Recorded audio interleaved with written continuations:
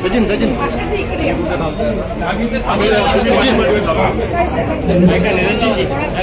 खाली घ्यायला सगळ्याला व्यवस्थित नाही तुम्ही मध्येच थांबा ना मागे जागा भरपूर राहते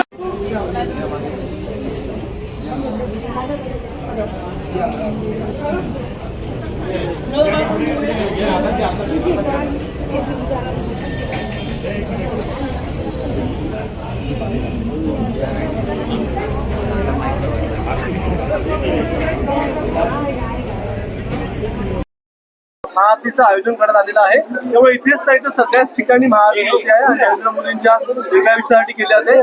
काय सांगाल, कसा उत्साह आहे आणि एवढा नवीन विक्रम केलेला आहे, त्या विक्रमाबद्दल काय? मोदीजींच्या सरकारला 12 वर्ष पूर्ण झाले आणि एक नवा विक्रम खऱ्या अर्थाने मोदीजींच्या माध्यमाने पंतप्रधान पदावरती झालेला आहे. आपण बघितलं की या 12 वर्षाच्या कार्यकाळामध्ये देशाला एक वेगळ्या उंचीवरती नेण्याचं काम मोदीजींच्या माध्यमाने झालेलं आहे. कोविडच्या काळामध्येही आर्थिक परिस्थिती जगाच्या पाठीवरती सगळ्या देशांची ढासळत जात असताना भारत हा सक्षमपणे उभा राहिला. त्याचबरोबर आज युद्धजन्य परिस्थिती जगावरती असतानाही आज भारताची इकॉनॉमी ही स्टेबल आहे आणि अनेक क्षेत्रांमध्ये मग ते AI असेल, डेव्हलपमेंट असेल, या सगळ्या इन्फ्रास्ट्रक्चर असेल, या सगळ्या कामांमध्ये भारत या देशाने आपल्या हिंदुस्थानाने फार चांगली उपलब्धी ही केलेली आहे आणि मोदीजींच्या माध्यमाने एक ओळख ही भारताची पूर्ण देशामध्ये झालेली आहे.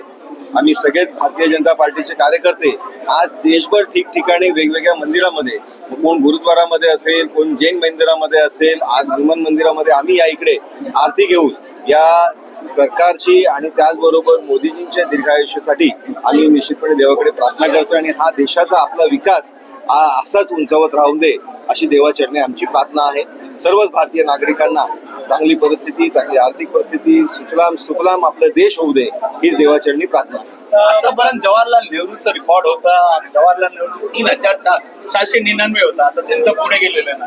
माननीय मोदीजींच्या माध्यमाने सर्वच रेकॉर्ड पंतप्रधान पदाच्या याच्यावरती रेकॉर्ड ब्रेक झालेले आहेत. थोडे दिवस पंतप्रधान पद म्हणून हे मोदीजींच्या माध्यमाने फक्त दिवसच नाही तर याच्यामध्ये जे कार्य आहे ते कार्यामध्येही त्यांनी अतिशय मोठी उंची हे प्राप्त केलेली आहे.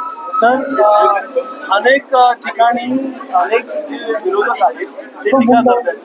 बऱ्याच दानवे असतील किंवा पृथ्वीराज चव्हाण असतील, त्याच्यावरून चालली जाते की त्यांनी रांगेत उभा राहायचा विक्रम केलेला आहे. कोण म्हणते की महागाईचा विक्रम केलेला आहे. तर या टीकाकारांना कसं होतं? जे टीकाकार आहेत त्यांच्या पोटसुळाचं खरं तर त्याच्यामधनं ते टीका करतायत. आज प्रत्येक नागरिकाला माहिती आहे की देशाचा विकास होत असताना इन्फ्रास्ट्रक्चरली जो विकास झालेला आहे, कृषी क्षेत्रामध्ये विकास झालेला आहे, AIच्या बाबतीत विकास झालेला आहे, सर्व क्षेत्रांच्या बाबतीत आपल्या देशाचा विकास झालेला आहे. आणि त्याहून जास्त ज्या वेळेस आर्थिक संकट जगावरती आलेलं आहे त्या वेळेस भारत त्या संकटामधनं तारून निघाला आहे. आपण सक्षमपणे आज मोठ्या प्रमाणात इकॉनॉमी म्हणून उभे राहिलोय. सेमीकंडक्टरच्या बाबतीत असेल किंवा अनेक अशा प्रोडक्शन्सच्या बाबतीत असेल, आज आपण जगाच्या पाठीवरती एक मोठा देश म्हणून उभारलेलो आहोत.